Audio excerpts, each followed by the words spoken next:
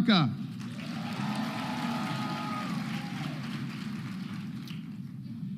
This is my beautiful wife, Tara. And we wanted to just say a few words about a person who's like family for us. In a letter written by the Apostle Paul to the Corinthian church,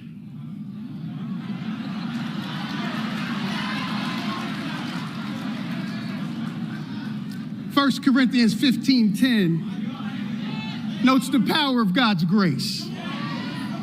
But by the grace of God, I am what I am. And his grace, which was bestowed upon me, was not in vain. Yet though I labored more abundantly than they all, this is my favorite part, yet not I, but God's grace. I've known Joe Biden for 30 years. I know his story. I know his accomplishments. I know his heart. But before this summer, what I did not know was his deep understanding of the power of God's grace. You see, most of us recognize grace as a simple display of self-sacrifice, a humble nod to an adoring admirer, a gesture of kindness to a stranger. We recognize grace as benevolence given freely. And if you look at Joe Biden's personal story, at the work of his public life, you'll recognize countless examples of grace. He does not demur in the face of adversity, has never believed that anyone is beneath him or beyond his capacity for listening, for learning, and for love. But he's not just an example of God's grace to others. Joe Biden is the quintessential example of what God's grace has done in his own life. Can I get an amen? Amen. His life is marked by the faithful uplift of people, regardless of where they come from, what they look like, or who they love.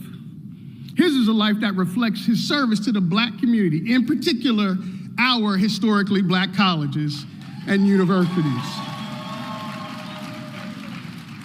Isn't it ironic to be in Pennsylvania where the first two HBCUs started, and all of us have been serving for more than 187 years. That's why when I knew he and Vice President Harris took office, they would turn to HBCUs and together demonstrate the power of God's grace for a people and a set of institutions whose time has come. Everyone in this room understands that HBCUs have always outperformed other institutions by doing more with less. But President Biden knows less is no longer acceptable. Everyone in this room understands that if you did not have HBCUs in communities throughout this country, they would have to emerge for our country to survive. And everyone in this room should understand that no other administration in the history of the Republic, let me say that again, no other administration in the history of the Republic has done more for historically Black colleges and universities than that of President Joe Biden. You might not know this, but he started his first Senate campaign on the hallowed grounds of Delaware State University in 1972, and is leaving with an unmatched presidency and historic investment in HBCUs. But perhaps even more important is Biden's administration and the record number of senior administrative executives from HBCUs, more than any other president in American history. And if you would allow me to be so bold, that includes the person I believe that will be the next president of the United States.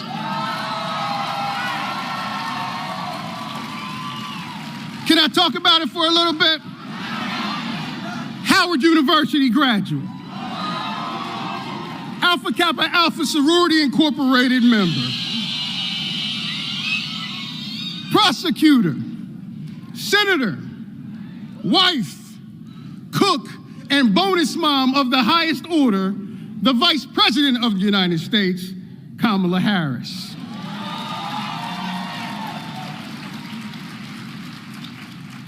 But let me be clear on this one point, and some of these students might know this.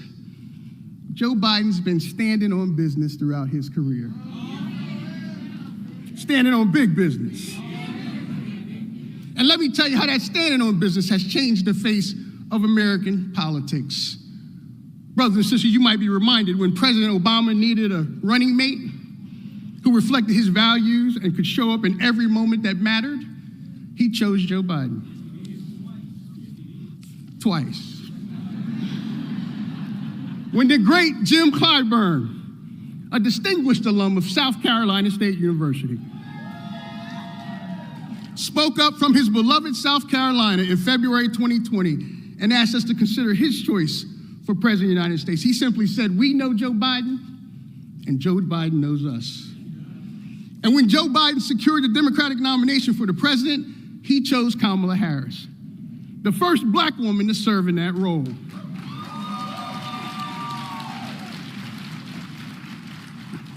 But check this out. When he decided to put country over all else, he stopped all the hand-wringing and emphatically pointed to Vice President Harris as our leader into the next generation of American greatness. My friends, some historians will say Joe Biden's tenure as president will be looked upon as one of the most consequential of our time. They're right. Others will say no moment will rival the one in late July when he moved with Herculean grace. They're right too. Joe Biden is love of country. He's love of the possibilities found in America, whose best days are forever in front of her. And our community has borne witness. We recognize and testify to his grace. Yet do I labor more abundantly than they all. Yet not I, but God's grace. Ladies and gentlemen, brothers and sisters, my fellow Americans, the 46th president of these United States, Joseph R. Biden.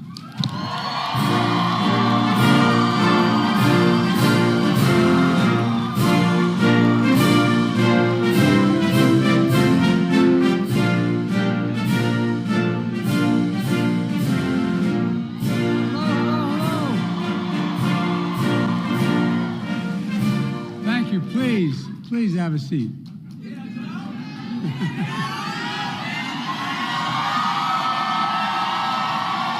Thank you, thank you, thank you. Now look, I love Kamala.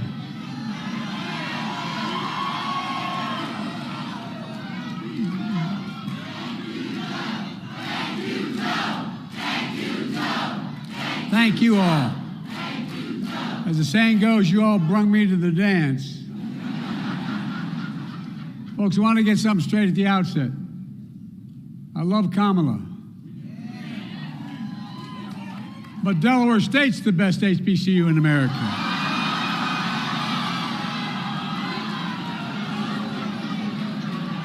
They're the ones that, you think I'm kidding. I was a 29-year-old kid, and they embraced me. They embraced me like you can't imagine. And we won the second youngest person in American history because of HBCU called Delaware State. And by the way, I hired a young man from Delaware State named Tony Allen. Came to work for me. While there, I encouraged him to continue to extend his degree. He got his doctorate and left. He became president himself. I don't know how the hell that happened so quick. But Tony, thank you, man. I've been introduced countless times, but never quite like that. And I mean it, Tony, from the bottom of my heart, I'm deeply moved. By God's grace, we're true friends, and Delaware State will always have a special place in my heart, for real. And to the presidents and administrators of our 101 historic black colleges and universities, it's an honor to celebrate, and I mean celebrate HBCU Week with you.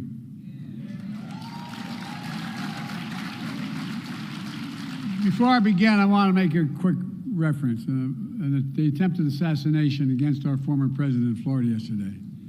I commend the Secret Service for the expert handling of the situation, and the former president is protected from harm, and the subject is in custody. An acting head of the Secret Service is in Florida today assessing what happened and determining whether any further adjustments need to be made to ensure the safety of our former president. Let me just say, there is no, and I mean this from the bottom of my heart, those of you who know me, many of you do, no place in political violence for political violence in America. None. Zero. Never. I've always condemned political violence. I always will in America. In America, we resolve our differences peacefully, the ballot box, not at the end of a gun. America suffered too many times the tragedy of an assassin's bullet. It solves nothing and just tears the country apart.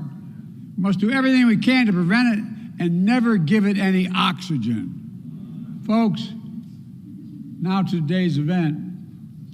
It's an honor to recognize HBCU excellence in our nation. I see excellence in it every single day. I see this weekend, the Congressional Black Caucus Foundation. I tell you what, the Foundation Gala, only about 3,500 people there.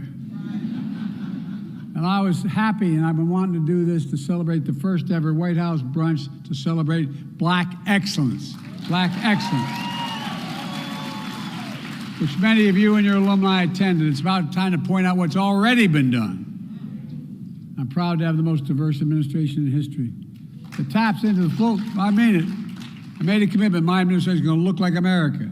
It taps into the full talents of our nation, including graduates of HBCUs like our amazing vice president is. Folks, together Kamala and I know that an education makes a person free. HBCU's education makes you fearless as well. It matters. I mean it.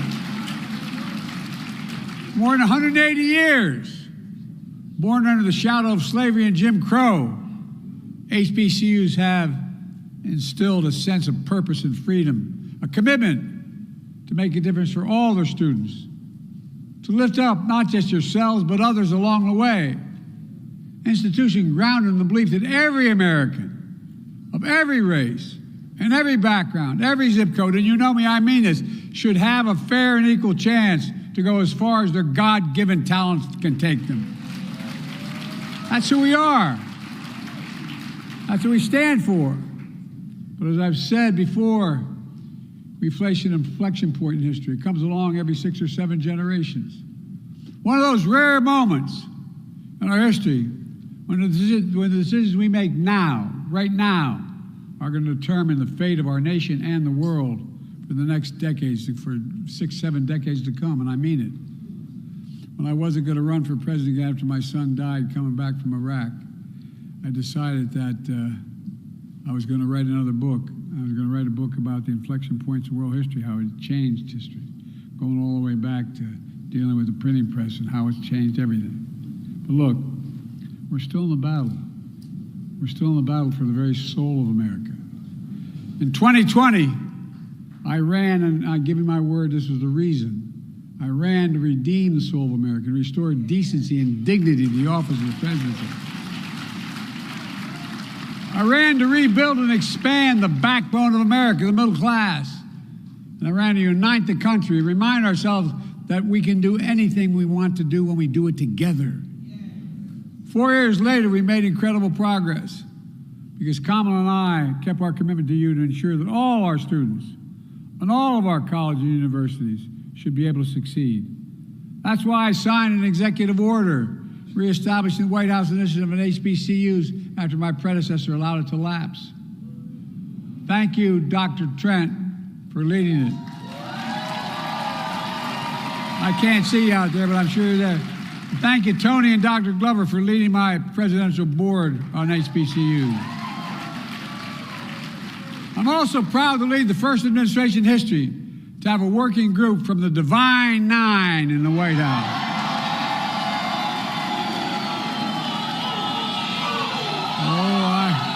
I got it, man. I may be a white boy, but I ain't stupid. I figured out real quick. And by the way, it's an official group in the White House. Together, we got to work right away with our signature investment in addressing one of the most pressing issues for HBCUs. We all know, and I mean this sincerely, that HBCU students are just as capable as any other students. No, but HBCUs don't have the endowments like many other colleges and universities, that are able to fund research labs, improve campus infrastructure, and so much more. That's why I'm proud to be delivering on a record $17 billion. $17 billion for HBCUs, the most ever any administration has ever committed.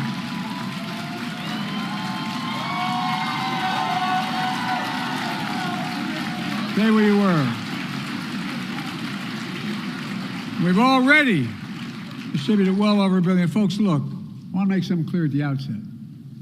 If you notice, the spending we've done, I have to hold back there, the spending we've done has not fundamentally increased the deficit like that other guy did. No, seriously. It grows the economy. The more educated, how can we lead the world without being the most educated nation in the world? How can we lead the world without reaching out to the young people of this country to improve their capacity? You know, it's helped everything from HBCUs to do everything from providing financial aid via Pell Grants to building new housing and research labs, to prepare black students for jobs in industries of the future in high demand fields like cybersecurity, engineering, biochemistry, healthcare, and so much more. But that's not all. Together, we spearheaded one of the most equitable economic recoveries in history.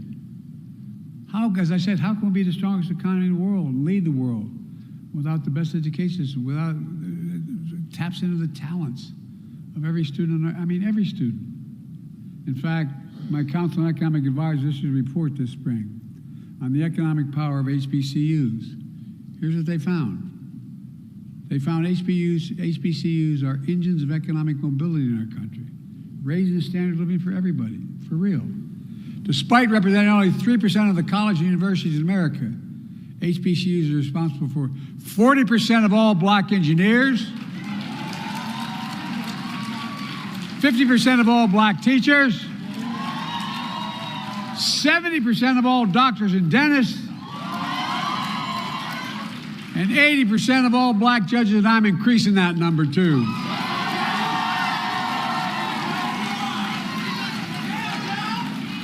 But that's not all. My Chips and Science Act, which I was committed to, finally got it done. We ensure we create more hubs of innovation at HBCUs, create pathways to develop more researchers, and grow a diverse semiconductor workforce here at home.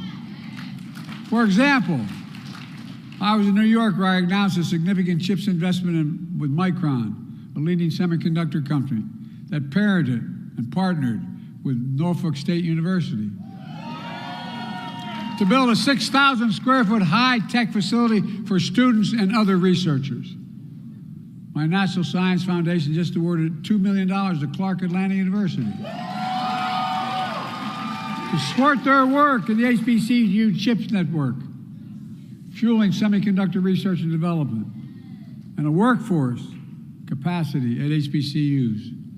This is in addition to last week's announcement of $10.5 million for National Science Foundation grants to facilitate STEM research at more than a dozen HBCUs, including Central State University, a project to build a semiconductor R&D capacity. I'm also excited to announce that 4 HBCUs, Fort Valley State University, Russ College, Savannah State University, and Shaw University, are receiving additional critical funding to boost their STEM programs, prepare their students for these incredible opportunities. And moving forward, I've encouraged semiconductor companies to continue to create and expand partnerships with HBCUs as they invest in American manufacturing. And Vice President Harris and the National Space Council she leads are ensuring the federal government, industry partner, and HBCUs collaborate in opportunities for space-related technologies and innovation, the future.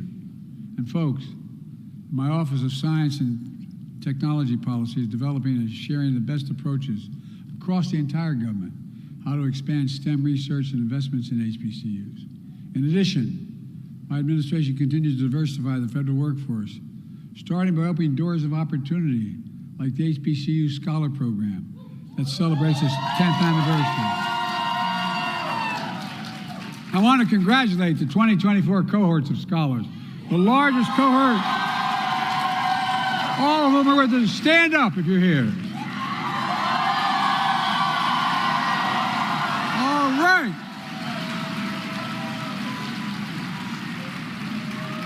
If I'm still around when one of you are president, make sure you don't say who Joe who, okay? We also know that black studies show black students who have black teachers are significantly more likely to graduate from high school and enroll. We've known this for a long time, enroll in college. That's why my Department of Education has provided $450 million to ensure that teachers in our schools reflect diversity in our community. These small things matter a lot. For example, this funding has gone toward the Augustus F. Hawkins program, which is preparing the next generation of teachers at HBCUs. We're the first administration to secure funding for this program, providing almost $40 million to date.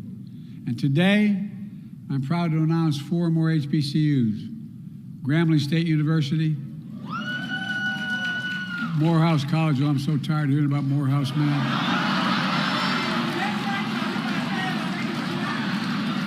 I did the commencement at Morehouse.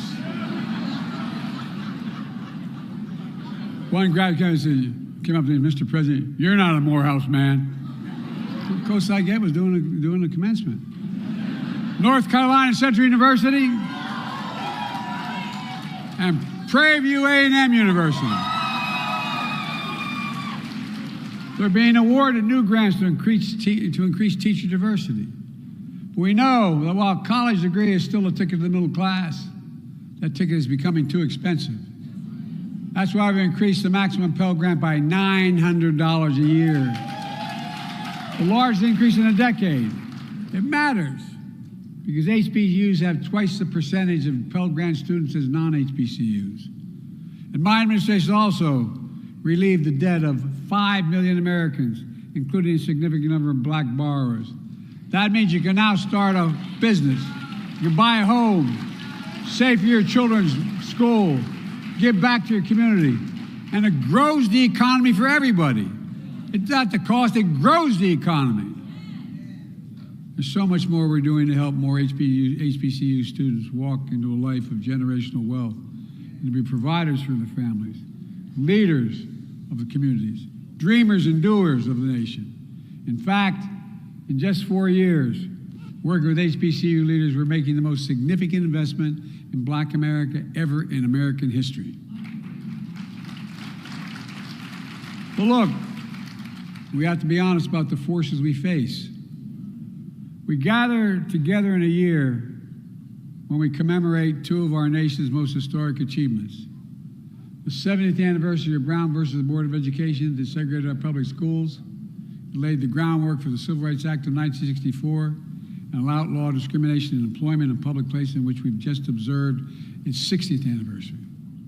Instrumental in both achievements was Thurgood Marshall, an alum of Lincoln University and Howard Law School. By the way, Lincoln's closer to Wilmington than it is to Philly. I've been there many times.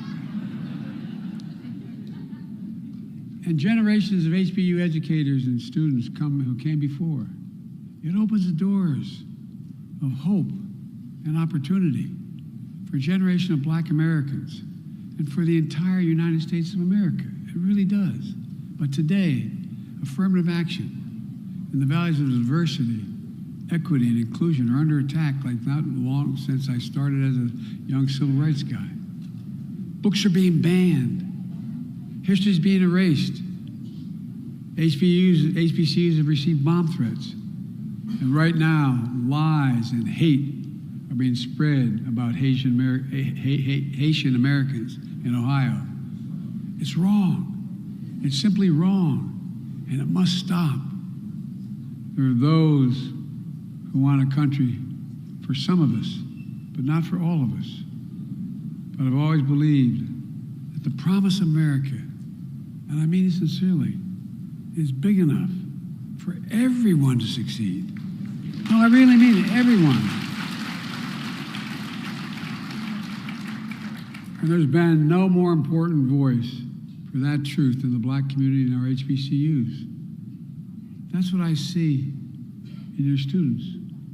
Future doctors and researchers curing cancer, artists shaping our culture, fearless journalists and intellectuals challenging convention, preachers and advocates inspiring us all. You prove that black history is American history. It is American history. And black excellence is American excellence.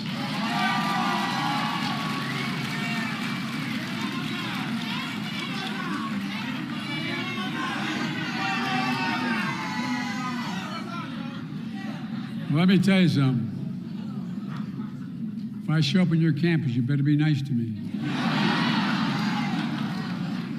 Look, let me close with this. Mary McLeod Bethune was the highest ranking black woman in Franklin Delano Roosevelt's administration. A pioneering educator, activist. She founded the proud HBCU Bethune-Cookman University. Here's what she said. She said, the freedom gates are half ajar. We must pry them fully open. That's what I'm trying to do. Pry them fully open. For over 180 years, HBCUs have been prying open freedom's gates.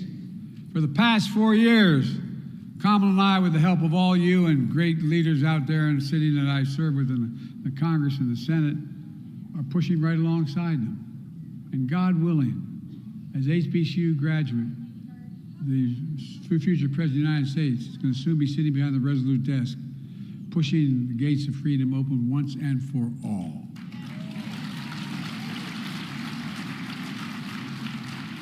Folks, you've probably heard me say this before. We just have to remember who the hell we are. No, I mean it. We're the United States of America. There is nothing beyond our capacity when we act together. Nothing, nothing, nothing. We're the only nation in history that's come out of every crisis stronger than we went in. That's because of you, because of all of us. We're a diverse nation. Therein lies our strength when we unite. So God bless you all, and may God protect our troops. Thank you, thank you, thank you.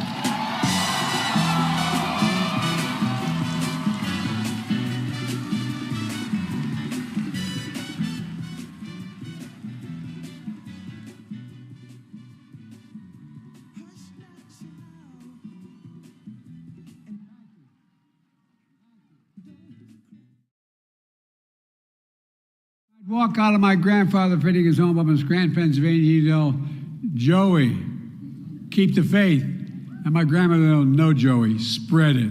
Go spread the faith. Your folks might understand.